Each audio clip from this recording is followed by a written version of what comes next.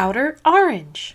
Set 6 of Cardfight Vanguard Overdress is here. It's a really fun set, and there's a bunch of really cool decks to play out of it. And today I'm going to show you guys 2 of some of the really cool decks to try out. Welcome back, guys. Previous, yeah, today we are going over Gramgrace and Ffell. Now, both of these decks are, if I remember correctly, they're Deer Days decks, and they basically got put into the card game. So they're kind of unique and kind of their own thing. And there's like, I think one of them has like one or two of a trial deck or something like that. And I actually think these decks got some pretty good upgrades. I think Gramgrace is definitely the better of the two. So if you actually legitimately care about deck viability, the Gramgrace are probably the better option just because it's a little bit, I just think it's a little bit better. I'm gonna start with Gramgrace. Before I begin, I want to give a big shout out to the Twitter folks, everyone there that was willing to give me a deck list, to give me ideas, and then also to the stream Twitch side of things, also to people that helped me build these together. We built these together on stream actually. You can always check that out, twitch.tv /OuterOrange. I do stream every single Wednesday with the homies. We just have a really good time over there, so check that out as well. But anyway, let's go ahead and get down to the actual breakdown. So this is Gramgrace.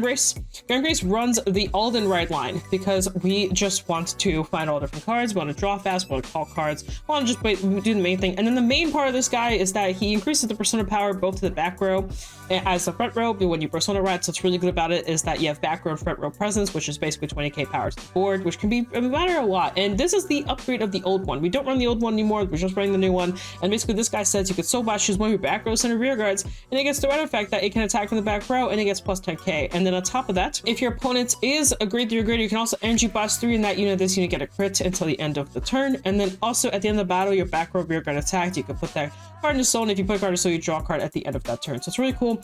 Is you get a multi-attack, you have crit pressure, you have drawing cards, and you have power presence to the board now, which is really good. You basically have a constant 4 attack turn. The downside to this deck is that it does require your opponent to be on grade 3 for the extra effect, and then also, which I like that they restricted it. I've been talking about these pseudo restrictions for a while, where you soul blast for a first effect and then you energy blast for a second effect, but they have 2 different like restrictions on them. Kind of like the opposite of this would be Doji. Doji just says do the thing for an energy blast, but it'd be so much nicer if it was like a soul blast, do something, and then you get the second effect type of thing. And Gramgrace is a good example of this. I'm noticing that they're starting to go into this field where they're starting to do this with cards, and I like that. It is kind of a Caterpillar deck. You can put more support from Gramgrace cards in here, and also there's a new promo coming out. You can also have the promo in here, which probably changes the way this deck will be built just slightly, but this is a good starting point. Like I said, you can toss and turn. You don't have to mandatory run these cards. Like I said, I'm also experimenting, so I'm not even 100% sure if this is the correct build. You can try things out. Now, for starters, we obviously have Persona. We also have this guy. This is kind of an old card.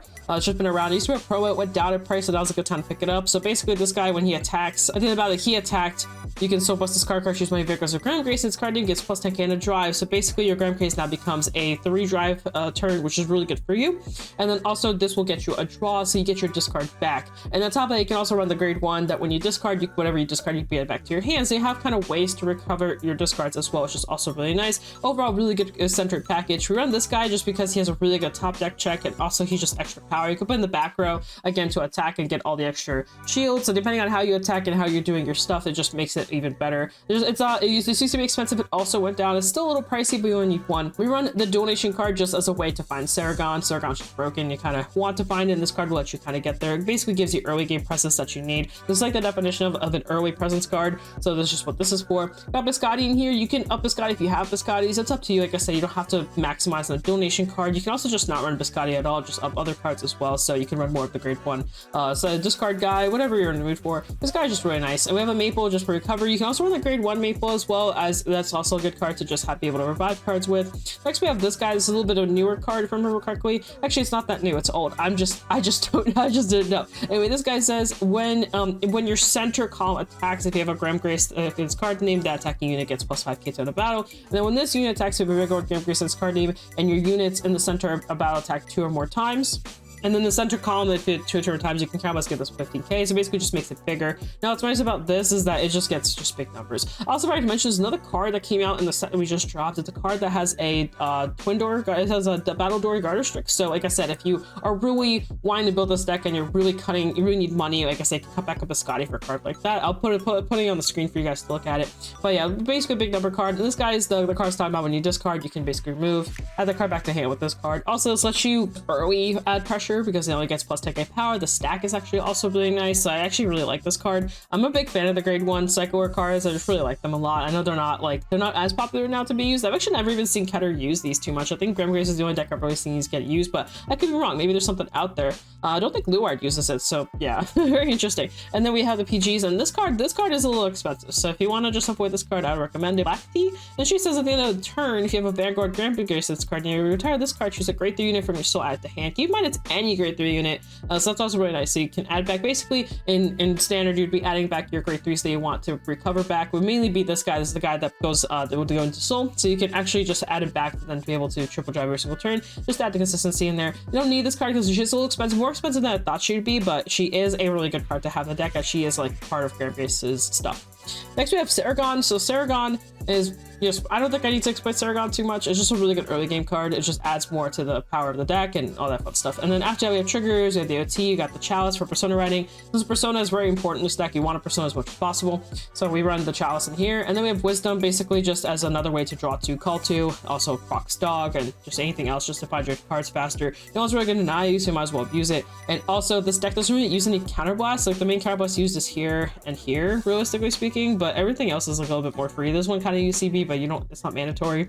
Like you don't need it to play the game. And then Gramgrace himself actually has no CB on him at all, so he's pretty free. So you can abuse that to your liking. So there's that. And then that's basically it. That's the deck. That's Gramgrace side of things. Moving on to Fafnio. Now Fafnio is a little bit more interesting. I haven't fully solved this deck yet or fully figured it out yet, but I'm still kind of in the mix of like working this deck out. It is a Dark States deck, so you kind of have a little bit more toolboxing you can do. So there's a little bit more move around abilities. Like again, if there are staples you don't like, you can always take them out and put other stuff in, and they'll probably work because of the nature of Dark States. It's just how it is. So first off, we're running the Blagmire Rideline just to see more pieces really fast, and then we just want to get through the deck as fast as possible, 5 pieces and shuffle. You have to run the OG one. You can only run 1 in this deck, but you need them because the other grade 3 asks for it. Basically, this guy says your opponent chooses one of their rear guards, retires it. If you did not ride this turn, this gets 10k to crit. Now keep in mind, if you're riding up to grade 3 as your first turn, that does count for it. You don't get the 10k to crit, but you also still get the second effect. That's when your opponent's rear guards retire during your turn. You can put a card from hand to soul and draw a card, which is pretty nice. And then also at the end of the battle, this unit attacked. If the sum of grades of Dark States in your soul is 13 or more, you can counterblast 2 and restand him, and he loses a drive. So he just gets very aggressive. But really, we want the new guy. The new guy is basically where you want to be. So during your turn, if your opponent's Vanguard is grade 3 or greater and your soul has the guy, so if you have the dude, all your front reads gets plus 10k power, and this unit gets a crit. So he does have a crit on him, which means he's always pretty lethal because it's a restanding Vanguard with the crit at all times. Beginning of your main phase, you can also choose a card from your drop and put it into soul, choose what points you're going to retire it. So again, same kind of concept. You put something in soul to protect yourself, to get your sum going, and then on top of that, you also retire rear guards, which is also nice. And at the battle he attacked, if the sum of your cards is 13 or more in your soul, you can counterblast 2 or put a 5 on the soul from hand. You can stand and lose a drive. So like I said, it's one or the other. So you can also just put a 5 on the soul, get the drive.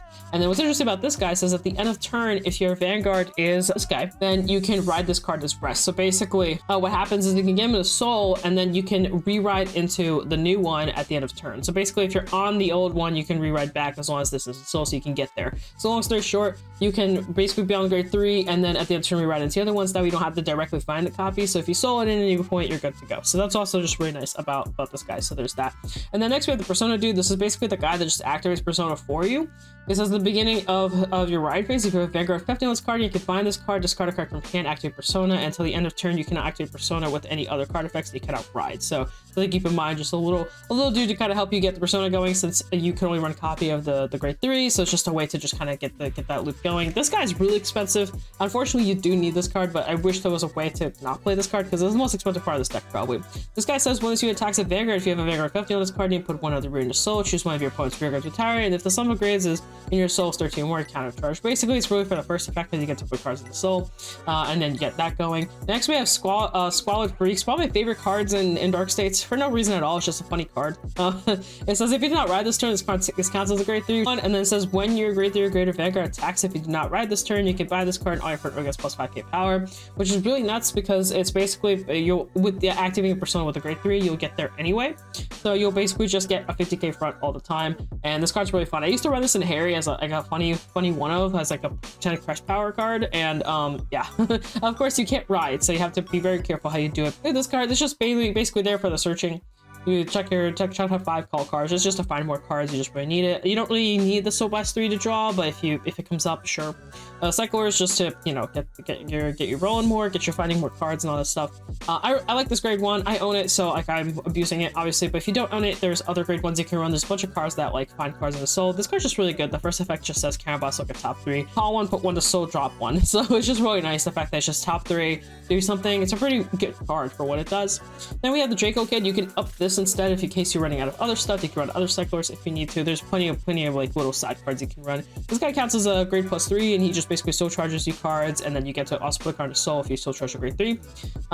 You do run a lot of grade 3s, so it can come up. I will say it won't come up too often. And then after that, it's just triggers. And we have Blue Team here, and then we have the Forpadol just to find a grade 3s, obviously. And then we also run the Walk in the Dark. This card can be abused from soul. It's actually a really good card. It's very good in parry. It's good in here as well. You basically get to just get a free 15k for no reason, and then it bomb decks itself, and it's just an energy blast to do it. It's just really good, a really good card. It's just, I love these little gimmicky additional cards, and this is one of the best ones that's come out recently. That's insane. I especially love it in here because you can keep looping it with Toge. You can keep putting it back in soul and keep doing it over and over again, but once you run out of Toge copies, you'll run out of it. But you can keep going for a while with it, and definitely keeps you alive, especially into certain matchups where you want to stay alive for longer. It's kind of like the defensing roar of Dark States right now in some decks. It doesn't work with every deck, but it works pretty well in here. So there's that. And then we have Sync, and that's basically it. Like I said, just 2 really fun decks I wanted to showcase to you guys. They're just cool.